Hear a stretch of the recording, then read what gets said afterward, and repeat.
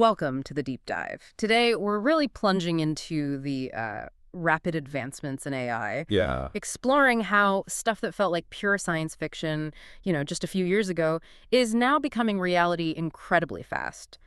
We've pulled together quite a stack of your sources here, everything from these amazing new humanoid robots to, well, deep economic shifts and some pretty tricky ethical questions, too. Absolutely. And I think the key theme running through all of this is just the convergence. It's not just one thing moving forward. It's like everything is accelerating at once. It's hitting jobs, whole industries, even, humanity's bigger plans like getting to Mars. Yeah. It's just such a dynamic feels right now. Totally.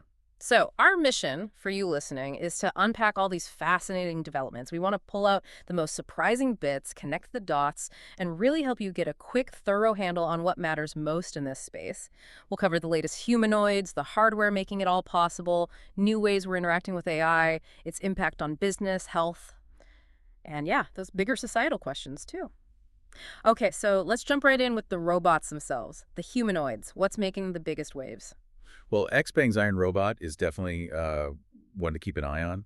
Their CEO has this really ambitious 2026 target for mass production. And he said something striking, building humanoids.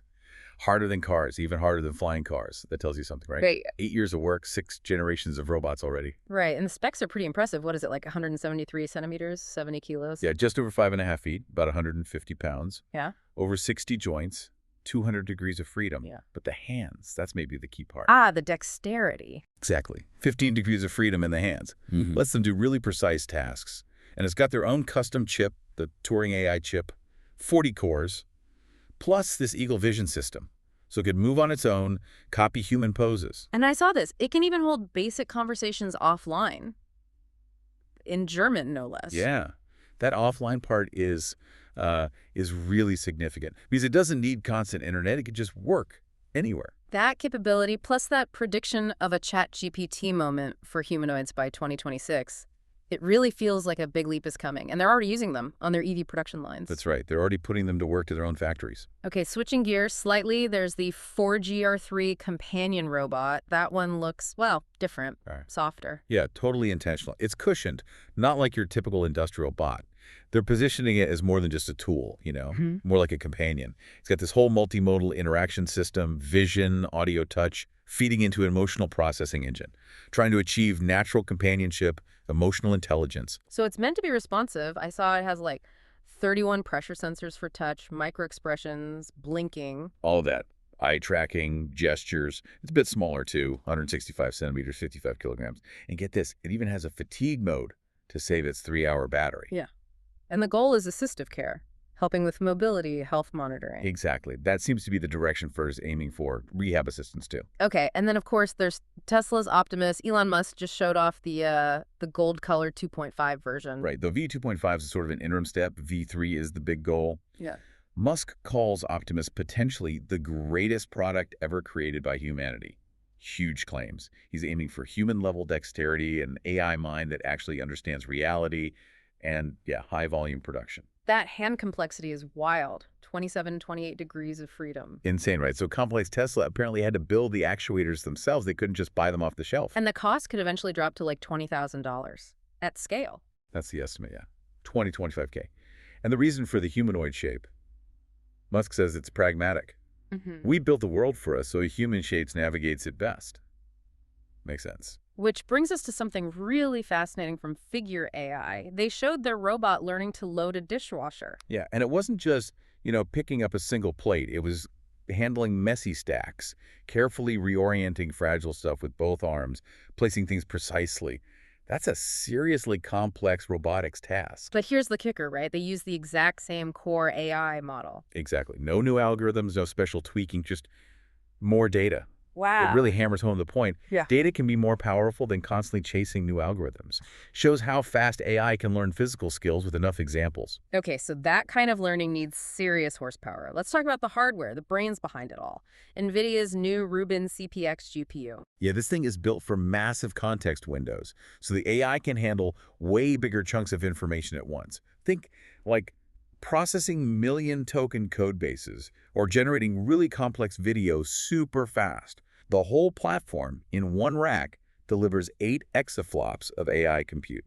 8 exoflops? That's a A billion calculations a second. Pretty much. It's like 7 to 12 times faster than their previous systems. And it's not just faster math. It enables completely new kinds of AI applications that just weren't feasible before. Just staggering numbers. Okay, so compute power is exploding. What about how we interact with AI? That Altrago wearable from MIT sounds almost telepathic. It really does feel like something out of sci-fi, doesn't it? Yeah. It has these tiny cameras that track super subtle muscle movements in your jaw and throat. To decode silent speech. Things you're just thinking about saying. Exactly. The founder demoed it, coding, texting, talking to other wearers, even in noisy places. And it works across multiple languages. That's wild. You'd expect that from like a brain implant, not a wearable. It's a glimpse into maybe a future of really private, intuitive interaction. Okay, so this tech isn't staying in the lab. It's hitting businesses now. Walmart, Global Tech, and their agentic framework. Yeah, they've got these AI super agents, like YB, helping developers be more productive, and Sparky assisting store associates. So the goal is to weave AI into everything. Pretty much. Customer experience, employee tasks, partner stuff, making the whole massive operation run smoother, more productively. Things like better demand forecasting, optimizing the supply chain. It all feeds into that claim they make about 95% U.S. household delivery in under an hour. AI is a big part of that. And it's not just the giants, right? Anthropic's Claude is getting new tricks, like making office docs right in the chat. Yeah, imagine just telling it what you need. Make me an Excel sheet that does X, or draft a PowerPoint on Y. In plain English, no messing with formulas or formatting. That's pretty appealing. And what's really interesting here is that Microsoft is apparently putting Claude into Office 365 alongside OpenAI's tech. They're not picking just one. Oh, really? Why? Well, the sources suggest Microsoft actually found Claude was better at some things, like creating spreadsheets and PowerPoints, maybe even better than GPT-5 for those specific tasks. It shows companies are taking a pragmatic, multi-model approach. Use the best tool for the job. Makes sense. Okay, speaking of competition, the AI image generation race is just heating up like crazy. Google's Nano Banana was big news, but now ByteDance says Cadream 4.0 is even better. Yeah, it's moving so fast. Cadream sounds incredibly flexible. It can apparently keep a character style consistent across images, merge photos, change text inside an image, mess with the lighting, make diagrams from sketches. Wow. It's reportedly outdoing others in specific tasks, like realistically changing day to night, understanding lens effects like fisheye, even rebuilding things from Google Maps images, or translating text within a picture. Though Nano Banana apparently still wins on dark mode transfers. It just makes you wonder, as these tools get this good, what new kinds of creativity pop up, and how do industries like design or marketing even adapt? Big question. Okay, let's shift gears a bit to something, well, a bit more cloak and dagger sounding. This GPT-5 deception theory around OpenAI. Right. This theory, it comes from reports, whispers really, from OpenAI engineers. It suggests there's a big gap between the AI they release publicly and what they actually have running internally. A gap? How big? Well, the claim is they had two internal models, Horizon, which basically became GPT-5 that we saw, but then there was Zenith. And Zenith was apparently so advanced it made GPT-5 look like a toy, and they kept Zenith locked down. So the idea is OpenAI is playing chess while everyone else plays checkers, holding back the really powerful stuff. That's the theory, that they're strategically releasing older or less capable models, maybe for safety reasons, maybe for competitive ones. And the really interesting part, they might be using Zenith internally to design the next generation's GPT-6, 7, who knows, maybe even 10. Using AI to build better AI faster. Exactly, which could put them, theoretically, maybe 5 generations ahead of what the public sees. That does raise some serious questions about the whole AI arms race, doesn't it? For sure. Zenith is speculated to do things like solve complex math problems in minutes that take GPT-5 weeks, or approach superhuman levels in medical reasoning. And you look at the financials. Sam Altman talking about $150 billion revenue in 2 years, these huge bonuses, a $500 billion valuation. It hints they have something pretty powerful under the hood. Plus, Ilya Sutskever are leaving to start his own safe superintelligence company. It adds to the intrigue. It does. It's a compelling narrative, even if it's still speculation. Okay, so that's one side, the potential hidden giants. But the sources also point to something else really important. Powerful open source models coming out, especially from places like China, proving size isn't everything. Absolutely. That's a huge counter-trend. It's all about smarter training, clever design, not just brute force scale. Like BYU's A3B model, that mixture of experts thing. Yeah, that one's interesting. It's 21 billion parameters total, but only about 3 billion are active for any given task. Keeps compute costs down, but gets deep specialization through smart training. And it has a massive 128,000 token context window. And then there's K2 Think from MBZU AI in the UAE. That's a dense model, right? 32 billion parameters. Right. K2 Think takes a different approach. But with the right setup after training, it achieves results that rival much, much larger systems. And it's totally open source, weights, data, code, everything's out there. What's special about how it learns? It uses something called verifiable rewards. Basically, the AI only gets rewarded if its answer is objectively verifiably correct. It cuts down massively on reward hacking. The AI just figuring out how to get the reward without actually being right. Like a student cramming for a test versus truly understanding the material. Ah, okay. And it has this agent-like process too. It plans its answer, generates a few possibilities, then uses internal verifiers to pick the best one. So it gets high accuracy, but often with shorter, more concise answers. It's competing with models like DeepSeek v3.1, which has like 671 billion parameters. Wow. So accuracy, efficiency, speed, all through clever design, not just sheer size. Exactly. So for you listening, it's important to know that while there's speculation about secret super AIs, there are also these incredibly capable top-tier reasoning models becoming available openly, pushing boundaries with smarts, not just scale. All right, let's zoom out a bit now. Think about the ripple effects of all this. Jobs, health, maybe the future of humanity itself. The impact is definitely spreading. Yeah, it is. That Stanford research on jobs, for example, it's a bit concerning for entry-level folks, particularly in some fields. Like software engineers, seeing a 20% drop for young ones since late 2022. That's what the study noted. But the finding is more nuanced, It depends on how AI is used. If AI just automates a whole workflow, entry-level jobs tend to decline. But if AI augments work, helps people learn and do their jobs better, then employment actually seems to grow for both younger and older workers. So it replaces book knowledge, but enhances experience. Kind of. AI can substitute for the stuff you learn from textbooks, which hurts new grads. But older workers, with their tacit knowledge, their experience, they seem to benefit more when AI helps them rather than replaces them. But there is some good news, too. For younger workers in fields less exposed to AI. Right. Things like nursing, home health aides. Employment is actually growing faster for younger workers there. It suggests maybe a rebalancing is happening across the economy. Okay, shifting to health. China's BGI Genomics. They have this 13011I system, Multiomics. What exactly is that? Multiomics basically means looking at your health data from lots of different angles all at once. Your genome, your microbiome, your metabolism, imaging data, stuff from wearables, digitizing everything. They analyze millions of data points to create this kind of life index. The goal is super precise prediction and prevention of diseases before they even start. And they're rolling this out in a big way, a massive screening program in Harbin. Yeah, huge program. Screening 2.4 million people for digestive tumors and metabolic issues, free for 3 years, starting in 2024. That's a massive real-world deployment of this approach. Okay, so with all this power comes the inevitable question of regulation. Senator Ted Cruz is proposing these regulatory sandboxes in the U.S. Right. The idea is to carve out these controlled spaces where AI innovators can test new things without immediately getting tangled up in all the existing federal rules. Why? To speed things up. Pretty much. He points to the UK, where they apparently used AI to help stroke recovery patients, and it tripled their functional independence. The sandbox approach there maybe allowed faster progress. It helps navigate tricky areas like privacy laws, which are crucial, obviously, but can sometimes slow down innovation if you need access to big data sets, like medical records for training. And the bigger picture for Cruz is the U.S. versus China AI race. Yeah, he frames it very much in those terms. The U.S. needs to innovate faster to stay ahead, kind of like the early days of the internet. And the U.S. government itself seems to be taking this very seriously.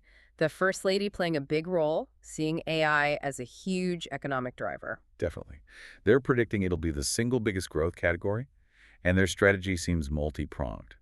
Infrastructure, energy, national security, and talent. A whole-of-government approach, the source called it. Exactly. You see it everywhere. Yeah. The Presidential AI Challenge for students and educators.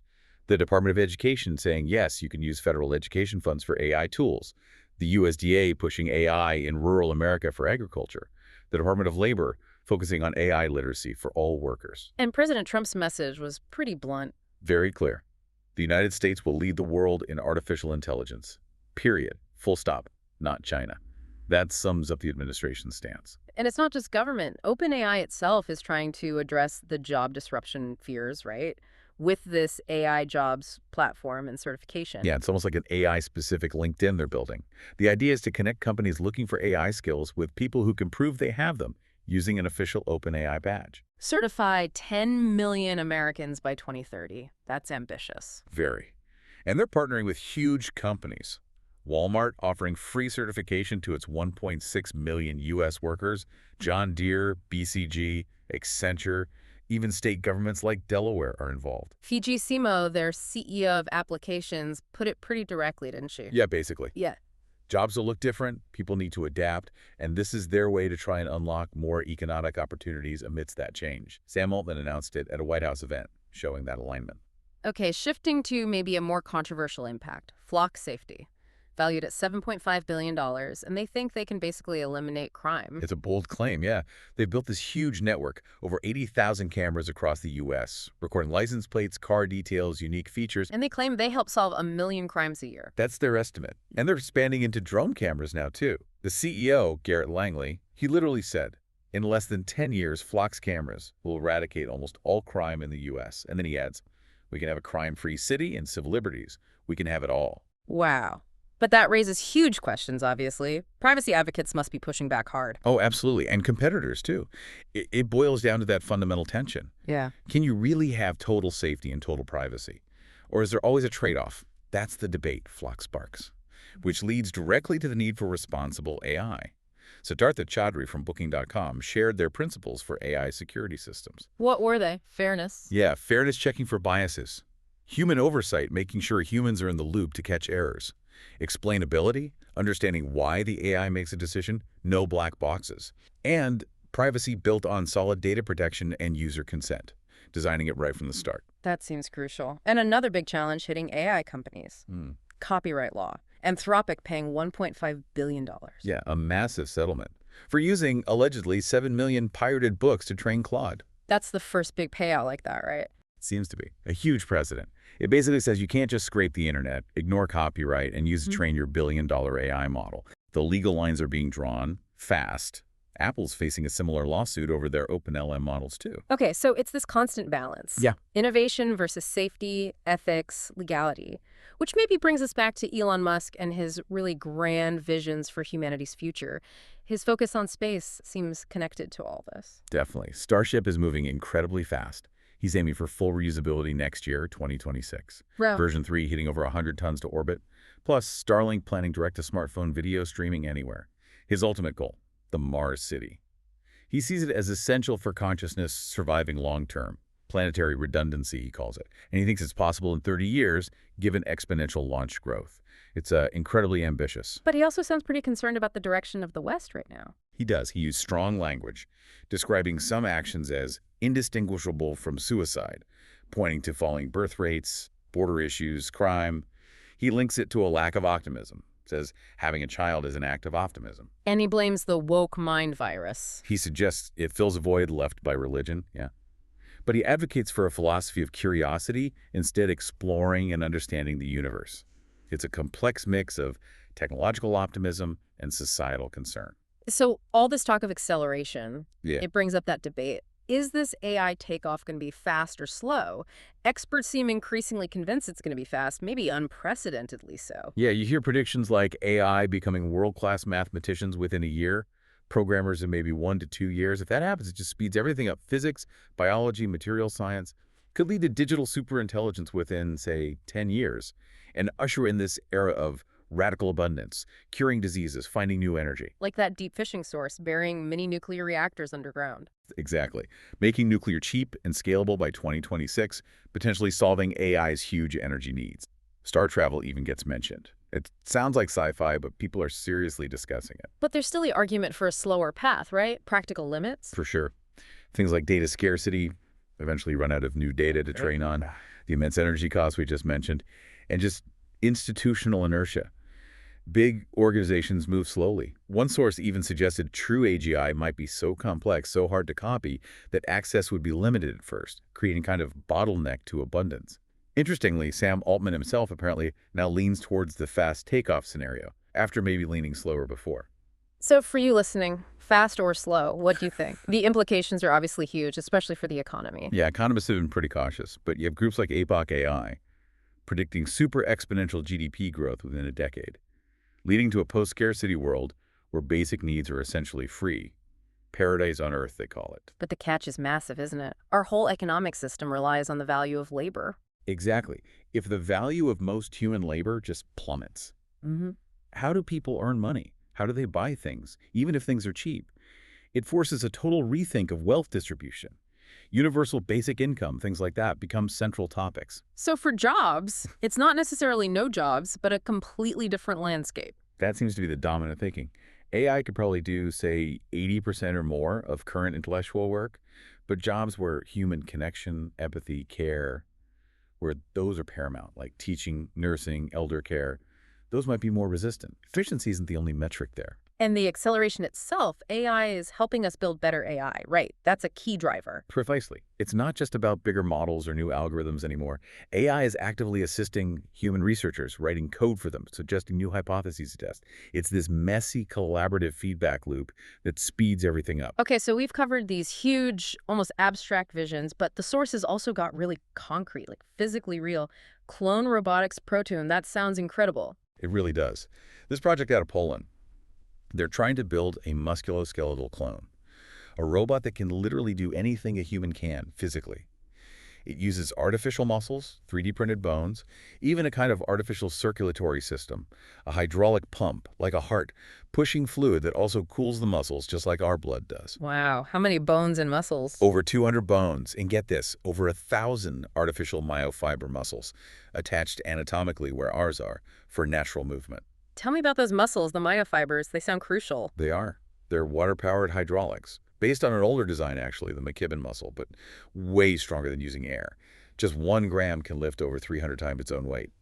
And they're fast contract in less than 50 milliseconds, almost as fast as human muscle. And they started with a hand. Yeah, deliberately. Master the hardest part first, maybe. Yeah.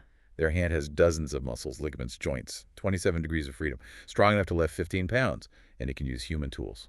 How does it see and process information? It's loaded with sensors. 4 depth cameras, over 500 sensors across the body, inertial sensors, pressure sensors in the muscles and skin. Pressure sensors for grip. Exactly. Crucial for handling things gently. Its main brain right now is an NVIDIA Jetson chip in the skull for real-time stuff. Long-term, they imagine specialized chips distributed throughout the body, more like our neurons. And the ultimate goal is? An ideal human companion, basically. An assistant that can cook, clean, do chores, learn just by watching you. But what are the big hurdles now? Walking. Bipedal locomotion is just incredibly hard. It's still tethered, needs power and data cables. Learning balance requires tons of simulation and training.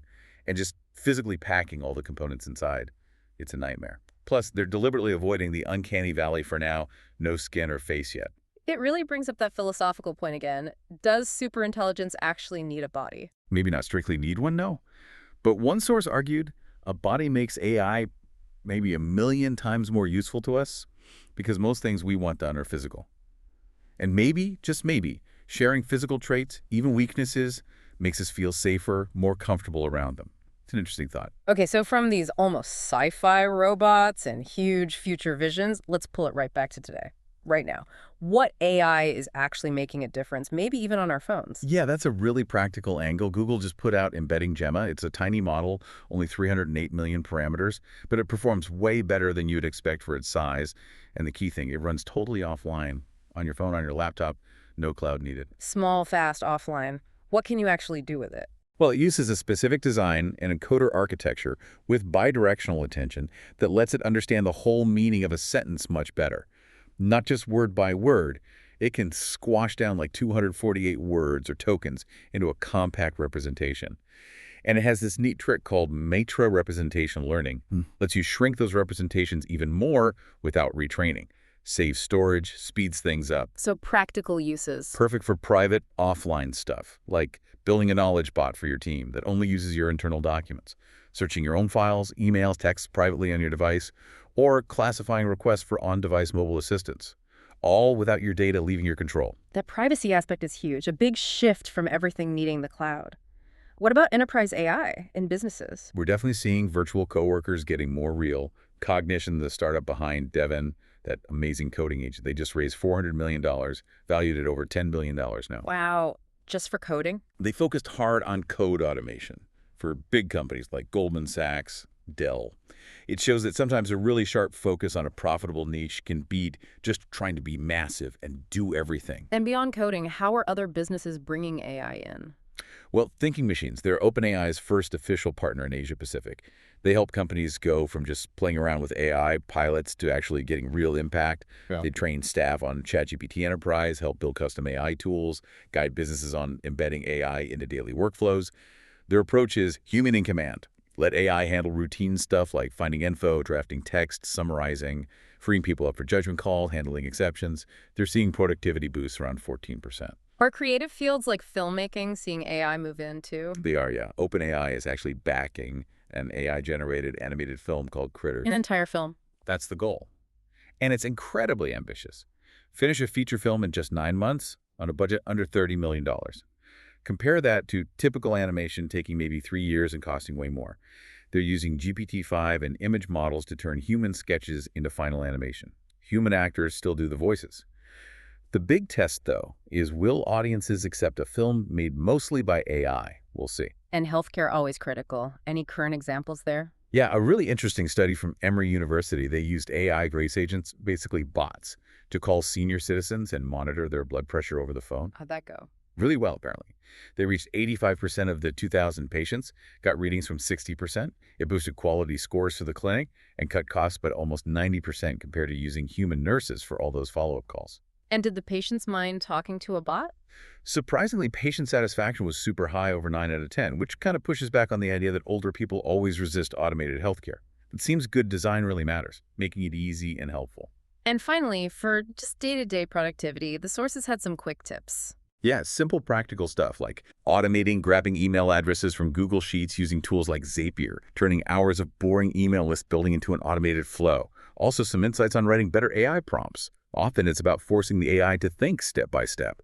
Or even better, getting the AI to first write out its own plan for how it will answer your prompt before it actually executes the plan, helps it stay on track. Wow. Okay, what a journey today. We've gone from this almost unbelievable speed towards radical abundance Yeah. to these incredibly lifelike robots with artificial muscles.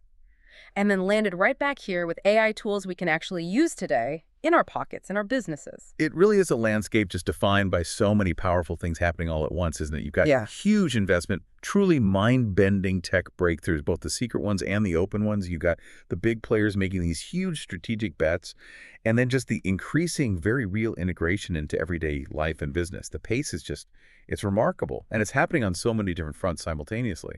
And for you listening in, I think the takeaway is you really need to stay plugged into all these layers, right? The money flow, the actual model breakthroughs, the hidden ones and the shared ones, and how it's all being used in the real world. You kind of need that whole picture to navigate this. Which really brings up a final, maybe deeper question for you to mull over. Yeah. As we see this dynamic playing out, you know, companies like OpenAI may be holding back their best stuff, while others are racing to open source incredibly powerful AI. What does that kind of fragmented development actually mean for the global AI landscape and ultimately for all of us? How do you think this push and pull, this secrecy versus openness, how's that going to shape the world we actually end up living in? That is a truly provocative thought to leave everyone with. This deep dive has definitely given us a glimpse of the cutting edge. But yeah, the story of AI is absolutely still being written day by day. We hope this exploration has given you a clear picture, maybe sparked some curiosity to dig even deeper into these really pivotal developments. Thanks for joining us for this deep dive.